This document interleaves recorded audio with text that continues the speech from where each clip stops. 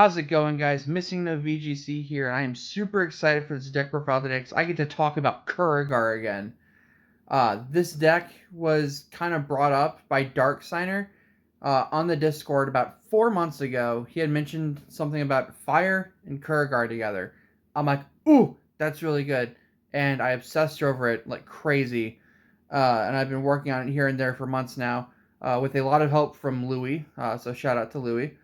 Um, and this is what Louis and I have kind of come up with. We have two different builds that are very similar, but we have different cards that we like more than others. Um, but yeah, this is Dark Fire Nature Kurragar. I have dubbed the deck Spicy Kurragar, and we're just going to hop right on into this one. To start things off, we'll go over these two cards together. We play our 3 copies of Grudge Weaver, as well as 3 copies of Iker's Spider. Grudge Weaver, 2 for 1,000 blocker. When it dies, your opponent has to discard a card. That really makes them have to second guess how they're going to approach getting to you, because they could lose something very valuable. Iker Spider, Shield Blast blocker. That's super good. This deck is a 60-card creature pile, so you don't get the joy of getting to use spells to handle situations. Everything is relying solely on creatures. So Shield Blast creatures are going to become a huge part in helping you out. Having Shield Blast blocker, really, really good. We also play 3 copies of Drifting Toadstool. When this creature enters the battle zone, you put a card from your hand into the mana zone. Just some ramp. This deck can go really big, really fast. You ramp so much in this deck. There was a game that I told Louis about when it happened that I got up to like 19 mana. I think it was like turn 8 or 9. It was crazy. Granted, so many things happened in like the perfect sequence that they could have, and I opened literally like the best hand I probably could have, because I had an early Kurragar, all these different things, and I was just like way ahead of my opponent at the curve. But yeah, ramp, really good. You're going to see a lot of ramp in this build. For level 3s, we're playing 3 copies of Scrap Heap Hunter. I'm agree with you guys, I fucking hate this card. I don't think it's good. The only reason it's in here currently is it's a Shield Blast creature, but I never summon it with Shield Blast. I always just put it in mana as soon as it goes to my hand for my shields. Its destruction effect never comes in handy, really. It's just kind of there. Like, maybe there's a case for it against, like, a bird, but still not really. It provides fire, so that's cool. And it makes my level 3s pretty rounded out, but what's the point if it's not doing anything for me? I'll go over more of this card a little bit. I fucking hate him. This card, though, 3 copies of Muktak. It is a Kurragar deck. Kurragar and Muktak go together better than like most cards. The ability to recycle things from your mana zone, as well as get another mana to replace it, is really good. That procs the Kurragar and leads to a whole bunch of other shenanigans. Muktak, always going to be a 3 of in any deck that's playing Kurragar. This card's just too good to not play with Kurragar. And we're also playing 3 copies of Goop Striker, because I'm obsessed with this card lately. 3 for 2,000, has Slayer, and whenever it dies, it goes to the mana zone. So again, more ramp for you. Always a good time. Level 4 is we're playing 3 copies of Bronze Arm Tribe. 4 for 1,000, just put the top card of your deck in the mana zone. Yeah, woohoo, Bronze Arm Tribe, that's it. We're also playing 3 copies of Infernal Taskmaster. This card gives all your creatures fast attack the turn they enter the battle zone. But if they attack with the fast attack they are granted from Taskmaster, they die at the end of the turn. So again, that sounds like it's a bad thing, but if you're playing Taskmaster, obviously you're comboing it and doing different stupid things with it. Taskmaster is one of the most crucial cards of this deck. It's not needed straight away, but late game, this will do so much for you, and it just gets insane. Taskmaster, definitely a 3 of, for sure. For level 5s, you're playing 3 copies of Gigahorn Charger. There's a lot of very important cards in this deck that are 5,000 plus, Infernal Taskmaster being one of them. Gigahorn can search any of those cards, and that's super, super good. But since this is also a all creature deck, you of course have to play your 3 copies of Broodmother because this card is a guaranteed draw 2 every single time you drop it, and it also has the Protector ability to save other things that you want to save instead. Um, so again, Broodmother, also an absolutely amazing card. For level 6s, we're playing 3 copies of War Chief Kyo. Provides fire, which is nice. It's another shield blast creature, and you just force a fight with anything. Just get rid of anything you don't really want to deal with. War Chief Kyo, super good card. I really like it. We're playing 2 copies of Wild Strider Ramnith. I'm going to go over this a little bit more near the end of the video as well.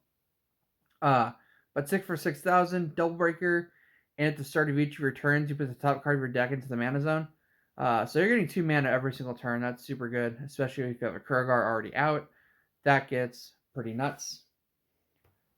This card I'm super excited to talk about because I haven't really seen anybody play it. We're playing 3 copies of Obsidian Death.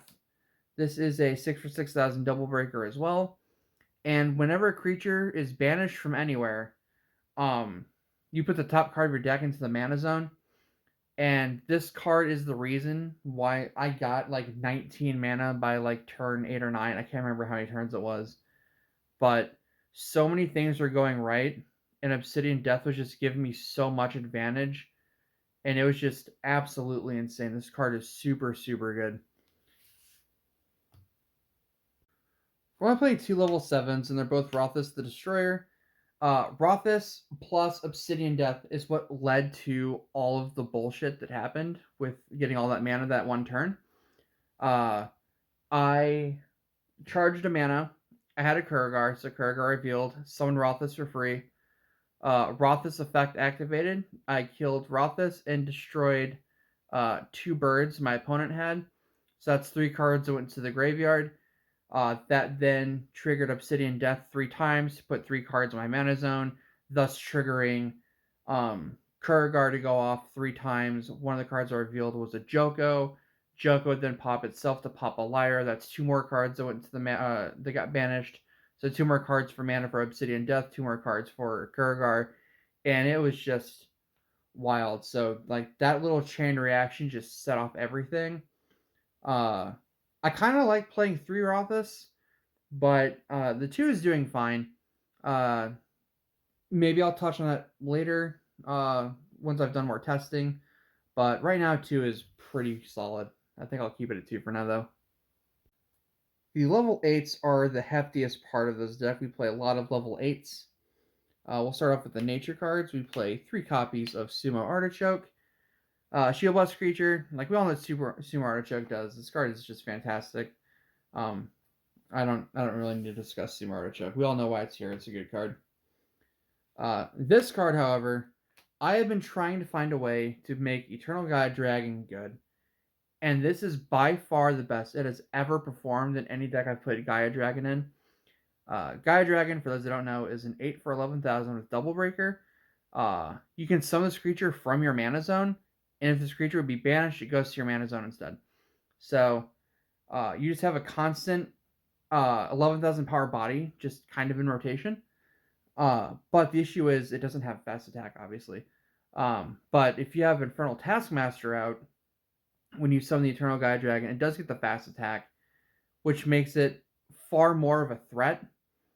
And then when it dies, it just goes right back to mana, thus triggering the Kurragar once again. So, Eternal Gaia Dragon in this build is by far the best showing I've ever seen of Eternal Gaia Dragon.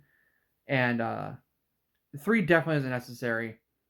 But I feel that 2 is a really solid number for Gaia Dragon in this build, because just what it can do once it starts comboing off with the fast attack is just absolutely nuts.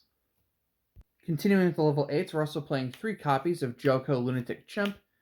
8 for 2,000 Shield Blast creature. It's kind of like a Terror Pit, but you have to sacrifice itself to kill something that is untapped. So there's that stipulation to it. But again, having that with the Obsidian Death, that's 2 bodies, that's 2 mana for you, and potentially 2 more Kurragar summons as well. That's just really good. I really like Joko. We also play 3 copies of Grand Manipulator Agarix. We covered this card a lot recently, but it's been a little while. So 8 for 9,000 plus, Double Breaker. When it enters the battle zone, you can target creatures in your discard pile up to a total of level 6 and play them for free. And then whenever a creature attacks, you can banish any number of creatures that you have, and this card gains plus 5,000 power and breaks an additional shield for each one. So again, just make yourself super big with him. If you have Obsidian Death, you're sacrificing all these cards. They all go away. You get more mana that gets more Kurragar summons, and you're breaking a ton more shields. You're like gaining like plus 10,000 power for every 2 you break. So it's just really good. This card gets absurd with this deck, and I really, really like it. We're also playing 1 copy of Shade Blaze. I'm going to cover this one as well because there's some changes I do want to make to the deck, and one of them involves Shade Blaze. But Shade Blaze is an 8 for 11,000 with Double Breaker. When it enters the battle zone, your opponent, you do minus 2,000 power to something. And if something is banished, all your creatures gain fast attack for the turn. So that's super cool. It's another card that can provide fast attack for you that isn't named Infernal Taskmaster. So yeah, that card is really good as well. Moving on to our level 9s, we are playing 3 copies of Infernus the Awakened. This card is just fantastic. 9 for 13,000 power, Triple Breaker. When it enters the battle zone, you banish something that's 4,000 power or less. 14,000, that'd be crazy. And anytime this card is out, your opponent just can't play anything with 4,000 power or less. If they have any evolution strategies requires like having like small evo bait to go into bigger things, that's just shattered. They can't do anything with it.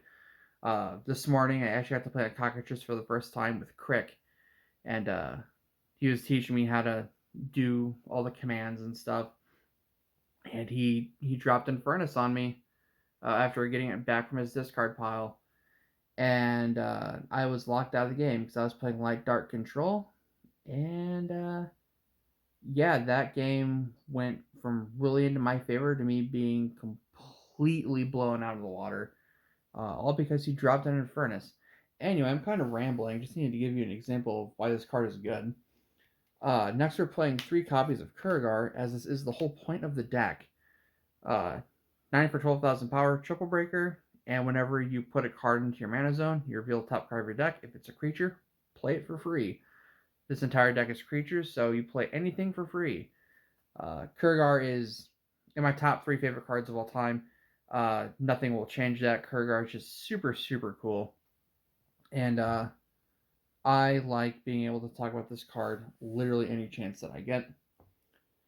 And we're going to wrap up the deck with 2 copies of Infernus the Immolator. I was like super dead set on playing this card. Louis tried convincing me multiple times to not play this card, but I don't like to listen to people. So, Infernus the Immolator, 11 for 17,000 power, Triple Breaker. This creature enters the battle zone, banish any number of enemy creatures that have a total of 8,000 power or less. Whenever this creature is targeted for an opponent's spell or an ability, you break 3 of their shields, because why not? And all of your other fire creatures gain plus 4,000 power. So, typical Monarch stuff. This is the only Monarch we haven't covered in a deck, I'm pretty sure. So I'm glad I get to talk about this card. I never really liked this card anytime I played it previously.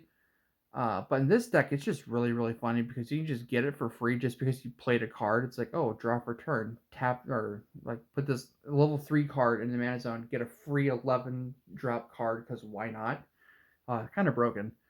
But yeah, 17,000 power, highest power in the game, tied with Almighty Colossus, because we don't talk about Ultimate that Sirion because that card is Garbo. But yeah, this card is really funny. I really like it. But yeah, that is the deck. It is really, really good. Before we get to that boring part of the video that I have in every single one where I just like go backwards through the deck and just ramble about everything, I did mention I wanted to mention a couple of cards. Um, those being Wild Strider Ramnith, Infernus the Emulator, and Shade Blaze. I actually don't think I said I wanted to talk about this, but I want to talk about this. Um, in a previous list, um, I was talking with Louis. I had actually listened to him and I had cut the emulators entirely. I took out the two emulators and instead I put in a third Ramnith and a second Shade Blaze. And the deck was really good. The consistency from getting that third Ramnith was fantastic. Shade Blaze, I just really like seeing it. Normally, I don't really like Shade Blaze in other decks that I've built, but Shade Blaze really does a lot for this build, and I was never upset when I saw Shade Blaze. And there's still sometimes I wish I saw it more. I couldn't really bring myself to play three of it. I know that Louis is playing, I think, three Shade Blaze, but I don't like it that much. Um, but by doing that, like I said, I cut the Infernus out of the deck, and it didn't really seem worth playing 60 cards just to get out a Kurragar and an Infernus the Awakened as my top end. I really liked having that surprise factor of just dropping a 17,000 power guy out of nowhere with all of its like really good effects. Um, and if you remember at the beginning of the video, I was talking about how much I absolutely hate this card. So what I want to do is I'm considering just cutting these all together and just throwing these three cards in. Because then I get my playset of Wild Strider, I get my playset of Infernus, and I get my second copy of Shade Blaze that I really enjoyed playing. And I don't have to see this crap in my deck anymore. Um, the only issue with that is I feel it will affect the curve a little bit. Because right now it's 9 2s, 9 3s, 6 4s, and 6 5s, and I feel it's really really good, especially for the deck playing 60 cards. Um, I don't know how much I like going from that to a 9 6 6 6 instead. Um, but I have tried it without the scrap heaps, and it still does very well. Again, scrap heap really doesn't provide anything for me aside from fire, and I'm really only losing one fire by doing this because I'm replacing it with a Wild Strider Ramnith. Um, it does increase my multi-zip count by one as well, which is something else you need to consider. But I'm liking these three in the deck a lot more than these three in the deck. These I never really want to see again. So that's just something I wanted to mention. I hate this. I love this. Um, but yeah, uh, that's it for my rambling. I'll get on to that really boring part of the video I was talking about earlier. Because I've yet to figure out a single way to end these videos. That's it for the video. Uh, this was Spicy Kurragar. Shoutouts to I guess Darksigner for coming up with the idea. Louis for helping me constantly improve this deck. When I approached him with all of my ideas, I was originally sitting at like 70 or 80 cards, and I'm like, this is too much. And he definitely helped me trim everything down. Um, I know, like I mentioned, that Louis also has a build that he's working on. Uh, ours are pretty similar. Louis also has three Ramnith in his build as well, which is actually where I got the idea from. Uh, but yeah, the third Ramnith really really helps this deck out a lot.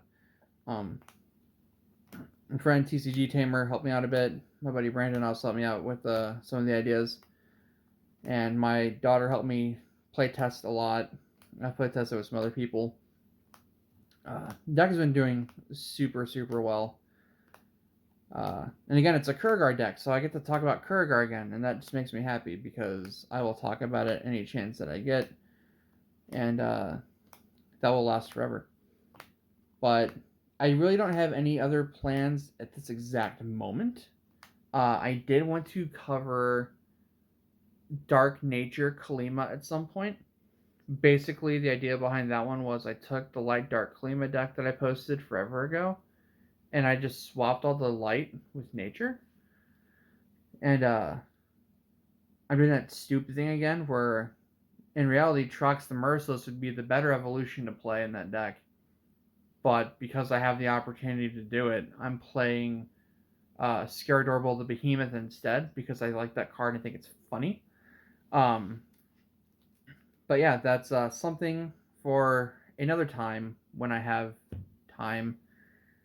Um, but yeah, that is the deck. It is fun. It is expensive because everything Kaijudo is becoming expensive. And I will catch you guys whenever I am able to record something else again. Bye.